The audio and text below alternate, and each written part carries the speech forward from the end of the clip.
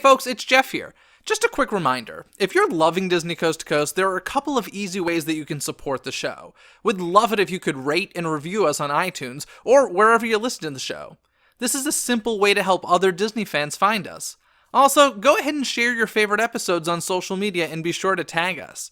You can find all of our social media information at DisneyCoastToCoast.com. And finally, I just want to say thank you to all of you who listen every week. Your support is very appreciated, and we love that you're enjoying our Disney geekiness. Now on with the show.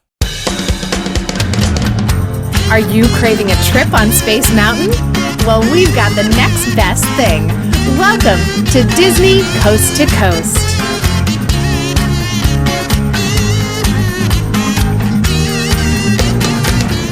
Hey folks, and welcome to Disney Coast to Coast, the ultimate unofficial Disney fan podcast. I'm Jeff DePaoli, and in today's House of Mouse headlines, I'm talking about the upcoming holidays overseas and on Disney Cruise Line. That and so much more, so let's get to it. Hear the latest news from the Walt Disney Company in today's House of Mouse headlines. We've been talking a lot lately about the holidays at Walt Disney World and the Disneyland Resort, so this week I want to talk a bit about the holiday festivities you can get overseas. Over in Disneyland Paris, they have a bit of a unique Halloween celebration this year. Their Halloween festivities will coincide with Mickey's 90th birthday celebration. It all begins on October 1st at the Disneyland Paris Resort and includes Mickey's Halloween Cavalcade, which will have a new float called Mickey's Illusion Manor. This will be a mashup of Mickey Mouse and Paris's Phantom Manor attraction.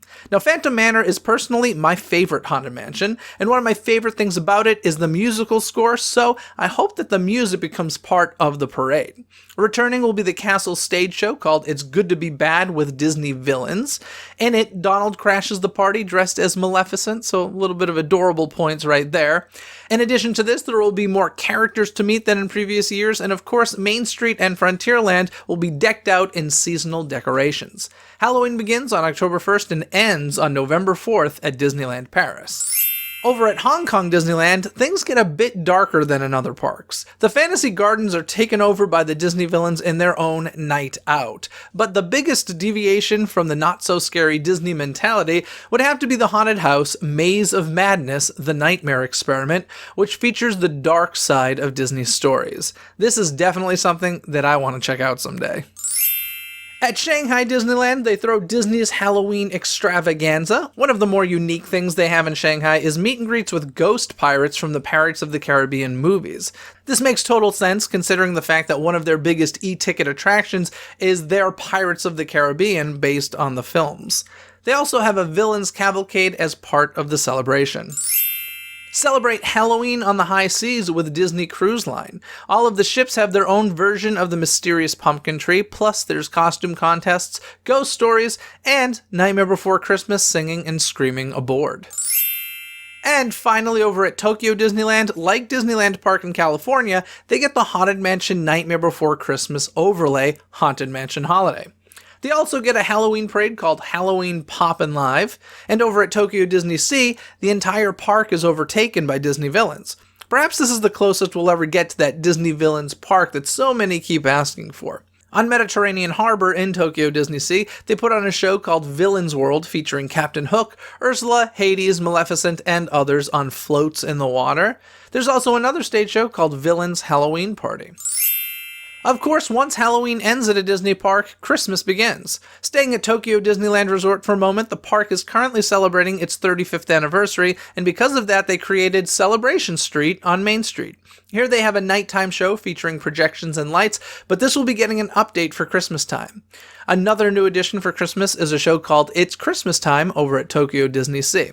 The show will feature Mickey, Duffy, Max, Clarice, Scrooge, and of course Santa, and will include live singing, dancing, and fireworks.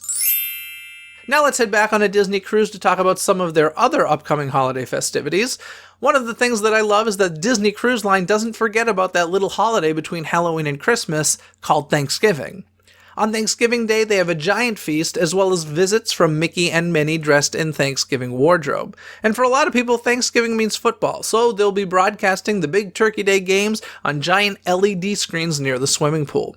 For Christmas, there are lots of offerings on the Disney cruises. There's Mickey's tree lighting magic, where Disney characters sing carols with guests and light the Christmas tree in the ship atrium. There's Santa's Winter Wonderland ball with Mr. and Mrs. Claus, plus Anna and Elsa join them to conjure up a snow flurry. There are Dickens carolers, a Deck the Deck holiday party. I love that name so much, Deck the Deck. Deck the Deck holiday party, and so much more. I may just need to spend some Christmas on a Disney cruise. That all sounds pretty darn magical. Speaking of Christmas, we did get an extended look for Disney's upcoming movie, The Nutcracker and the Four Realms.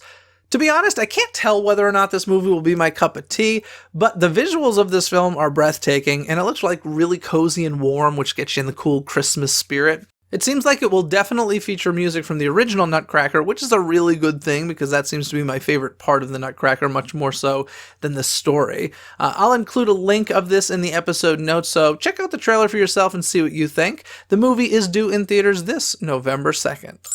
In more movie news, we got our first look at the upcoming live-action Mulan movie with a photo of our leading character. Production has officially begun, and the movie is scheduled to be released on March 27th of 2020. But the big question I still have is whether or not this movie will feature music from the film. I'll go and reflect on this. Disney Channel has announced that they'll be releasing a Descendants TV special called Under the Sea, a Descendants story. Now, this will be happening fairly soon and long before Descendants 3 release. The special will feature the character of Mel, who is the daughter of Maleficent, and Uma, who is the daughter of Ursula. It's set to be released on September 28th. Fans of the ABC TV show The Middle will be happy to hear that the Sue Heck spin-off show has officially been greenlit to shoot a pilot episode. Now, this doesn't mean that it will necessarily get picked up as a new show on ABC, but it's a huge step in the right direction. The show will focus on Sue leaving her small hometown to start a life in Chicago. As much as I'm excited to see the new adventures of Sue Heck, I must admit that I'm a bit concerned. The Middle ended its run so beautifully, and it may be too soon for a spin-off. I'll definitely be tuning in, but I'm not yet convinced that lightning can be caught in the bottle twice for Sue Heck. But I can't wait to find out. The collectible figurines from Funko Pop have been making Disney fans very happy lately. Not only was it announced that they'll be releasing figures of the Sanderson sisters from Hocus Pocus, but more recently they announced that the attraction Splash Mountain will be getting its own figure. The figure will feature the log that us guests ride in, with Brer Rabbit and Brer Bear inside. Unfortunately, it does look like the Splash Mountain Funko will be very limited and will only sell at the Disneyland and Walt Disney World resorts. In related but not so specifically Disney news, Rick Moranis, star of Honey, I Shrunk the Kids, will be getting his second Funko Pop collectible since they've announced that the movie Little Shop of Horrors will get Funkoized. Moranis' first Funko was from his role in Ghostbusters. Now I'm just waiting for those Honey, I Shrunk the Kids Funko Pop figures. When's that gonna happen? And before we get going, I want to get to this week's Twitter poll. On Twitter, I asked you guys, the Disney movie that I can watch over and over again on repeat is... The options were The Little Mermaid, Cinderella, Toy Story, or all of them. In last place, we got Cinderella with only 4% of the votes. I guess you guys don't like the old classics. Following that was The Little Mermaid with 16% of the votes. Toy Story got 29% of the votes, but all of them got 51% of the votes. So that's a pretty huge majority there. 51% of you say all of them. You'll watch them over and over again on repeat. Sounds good to me. Before we get going, I want to remind all of you that every day on Instagram, we play the Daily Disney Decision. If you have not been joining us live for this, you don't know what you're missing. Come and join us. Follow DIZNEYCTC on Instagram to become part of the Daily Disney Decision. Of course, leave those 5-star ratings and reviews on iTunes. It really, really helps other Disney fans find Disney Coast to Coast more easily, so that is always appreciated. All of our social media can be found over at DisneyCoastToCoast.com. And this episode of Disney Coast to Coast was produced by Philip Elke, who has supported the show through Patreon. If you'd like to become a DCTC producer or gain other rewards, more information can be found at patreon.com/DCTC, or you can simply head to DisneyCoastToCoast.com and click on the Patreon tab there. Other than that, folks, have a magical day. Bye! Thanks for watching Disney Coast to Coast. Have a magical day. Disney Coast to Coast is produced and hosted by Jeff DePaoli. Learn more about the podcast and become a supporter at DisneyCoastToCoast.com.